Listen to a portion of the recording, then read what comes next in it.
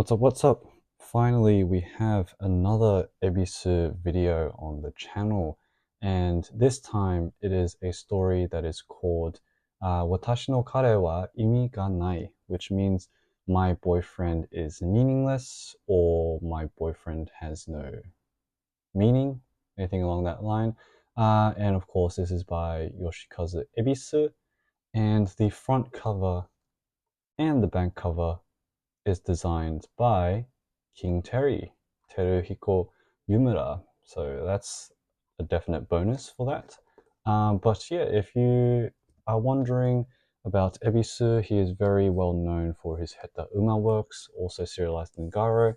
Currently, there are two English releases out at the moment. So the first one that came out was The Pits of Hell. I don't have the English version, but this is the Japanese version. And that was by Breakdown Press, which was reprinted recently. And this is the new release also by Breakdown Press as well, titled I Wish I Was Stupid, with an amazing cover page. And this is still in print. It was only recently, just at the end of last year, that this was released. So pick that up if you can, because Ebisu is one of a kind. If you want more taboo content, crazy, violent stuff happening in your stories, then Ebisu is the mangaka to go to. And so I will be going through all the stories I can go through.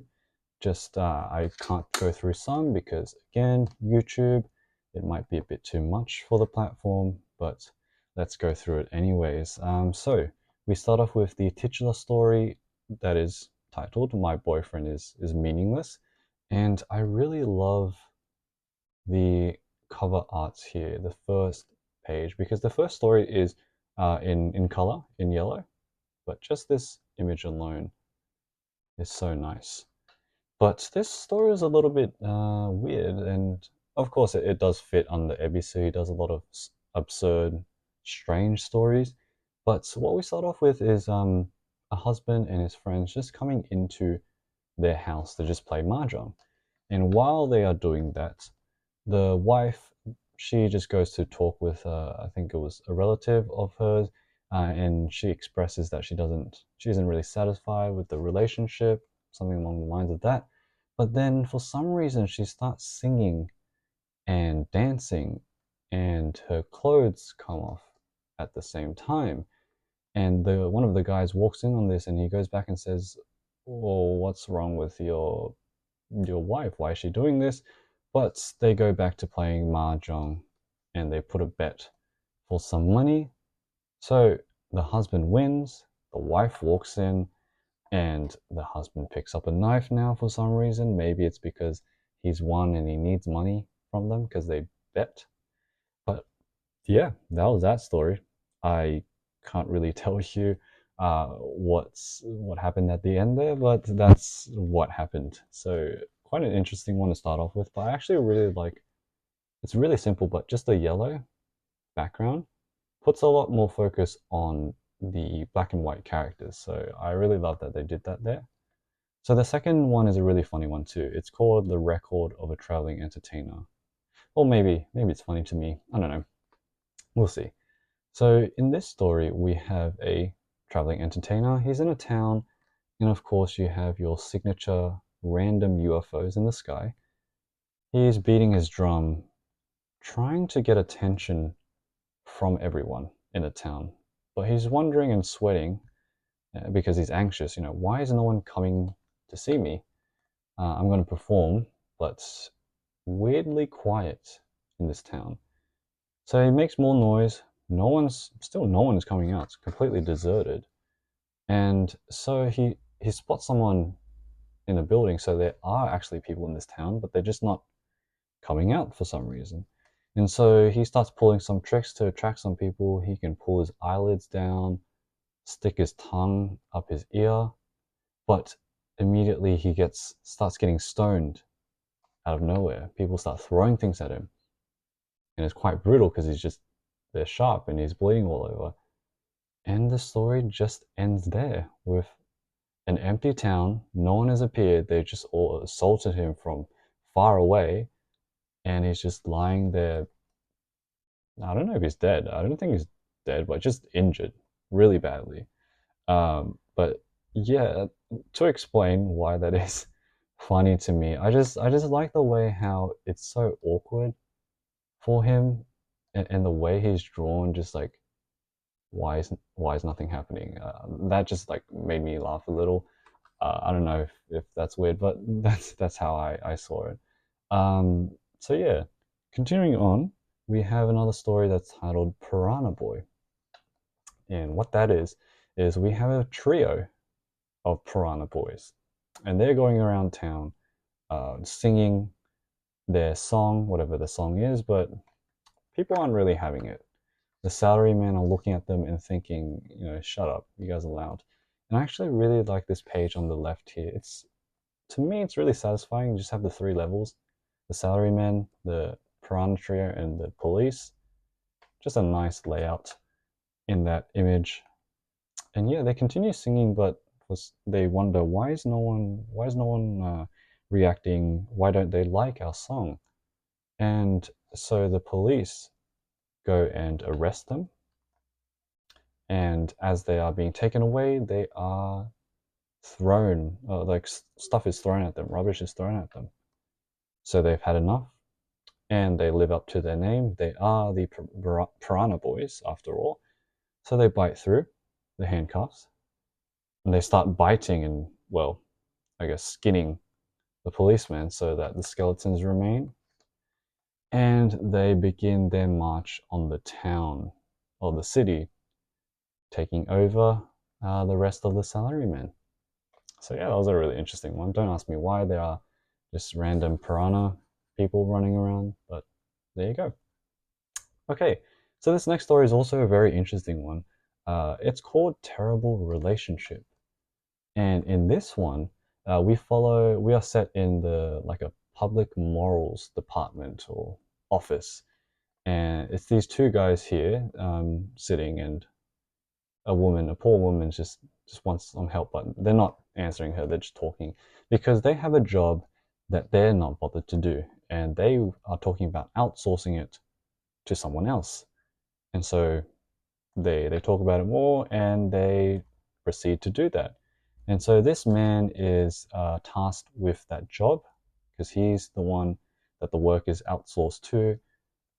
And when he enters the house to where he needs to do the job, he gets a big shock. And that's because, well, the next page I can't show, but the page after I can show. His job is to untangle an orgy.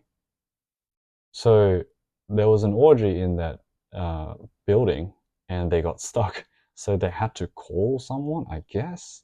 I don't know. So he's the one that's tasked with the job of just pulling everyone out because they're apparently stuck, which is, wow, pretty insane way to get stuck. But there you go. That was actually pretty funny too.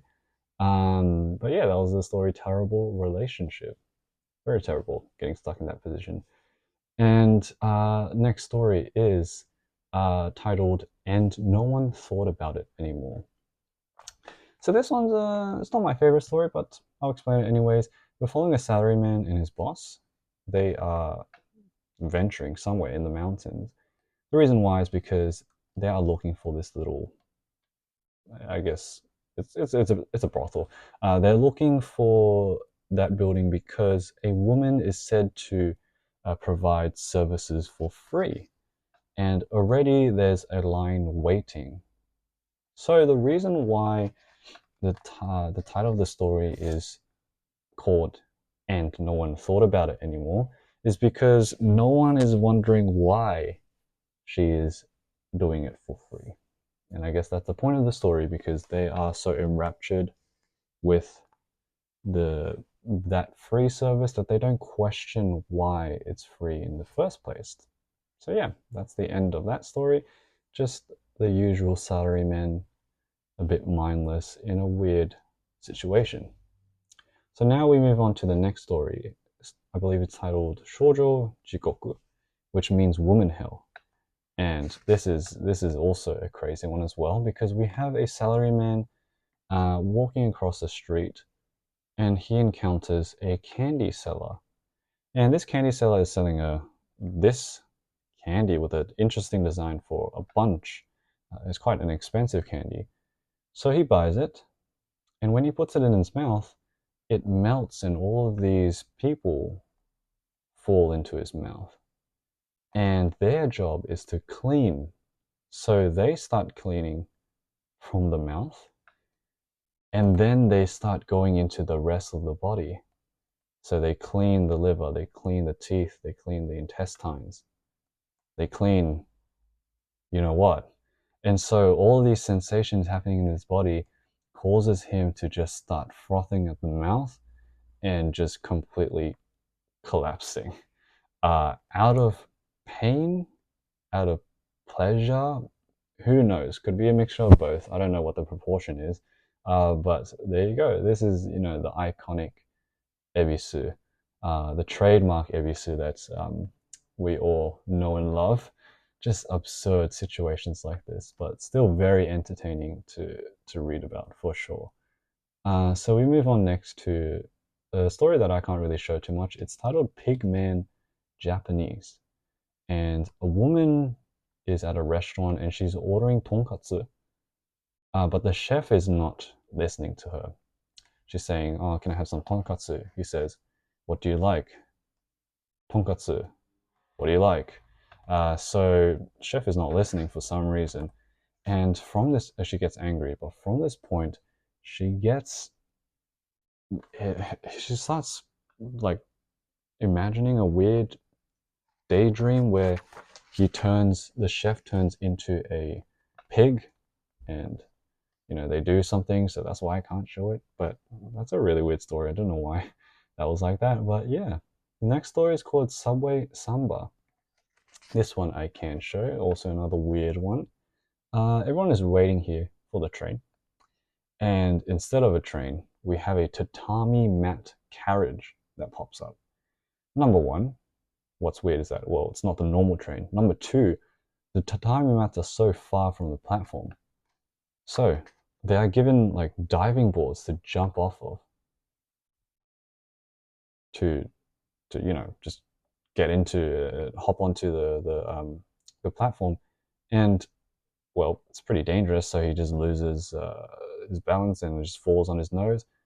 And everyone does the same as well. Everyone just has a bloody nose because they're just jumping on. And the conductor starts playing a samba rhythm or song, and everyone starts stripping and starts doing things.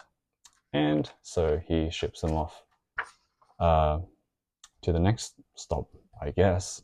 No idea what's going to happen at the next stop, but that was that story, a very weird one as well. So I'm going to skip a couple of stories because they are very difficult to show. Why? Well, just to give you an example, one of them is about, or one of them contains cannibalism of fetuses. So I think that's all I need to say. If you want to see that, you can buy it, find the tankobon, but it's pretty screwed up as Ebisu is. So we get to the last story, titled "The Crazy Bat Humans," and this one I really like a lot because the art is really cool in this. But the story behind this chapter is one day the son of a family comes back. He's a little bit bruised for some reason, but he doesn't really want to tell his mom. But she knows it's about bullying. It's probably bullying happening. The daughter also comes home and she says that one of those kids at school just launches a swing into her face, and she's also injured. So the mum is also worried. And last but not least, we have the dad come in, and he's also injured because he got into a fight with a colleague at work. So seeing a pattern here, the mum, man, I feel for the mum. That is stressful. But the dad explains as well how when he was a kid he was also bullied, and how their whole line of ancestors had also the same thing. So I guess they were kind of a weak lineage, which sounds rough, but it actually is relevant in the story. The next day, boy comes home even more injured. Looks like he got like cut in the eye by the same person. The daughter comes home and she has been burnt by the same bully, so it's bad. And the husband comes home, same thing. Everyone is injured. But they notice that the bat humans have started to flock around their building, and supposedly or apparently these bat humans, they feed on weakness, they sense weakness. So this family is pretty screwed at the moment, so they start preparing. And what happens is the bats, they come through, or the bat humans, and they start just wreaking havoc. And this is a violent scene because they really are violent. They just go start tearing everyone up, biting everyone, and feeding on them. And this is, well, this is what I mean by like the art was really cool, just because all of these, it's just satisfying to look at. Not the scene, but like the way the darker shade of the bat humans, and all the white. I know it sounds weird, but it's just like satisfying to see this art in the way it was. All of this chaos is drawn. That's what I meant. That's what I meant. And the last panel is that we have some doctors who were called beforehand, but they realize that, oh, the bat humans are attacking. There's no point. It's useless. We can't help anymore. They are completely screwed. So that was the end of that tankobon. This was published in 1982, and it collects stories from a bunch of different magazines, not Garo, a couple of other ones. But yeah, Yoshikazu Ebisu is always a favorite of mine. All three tankobons that I have from him, I've loved, and each of them are like, they have very different stories as well, which is what I like about Ebisu. But yeah, I only have a couple of Ebisu books at the moment. I do have another one which I'll get, which I haven't read yet. So don't worry, there will be more Ebisu on the channel in the future. This one's called I Ain't Got No Think. Watashi wa nani mo kangai nai. And I haven't read this one yet, but once I do, I will make a video on it as usual. But yeah, this is all I have in terms of Ebisu, just because his works are pretty hard to find. Not gonna lie, they're pretty rare. Every time they do pop up, they get scooped up immediately. So this is all I have so far. So in the future, hopefully I can get more. I can do more flip throughs on it. But yeah, so hope you enjoyed that one. See you in the next video. Bye.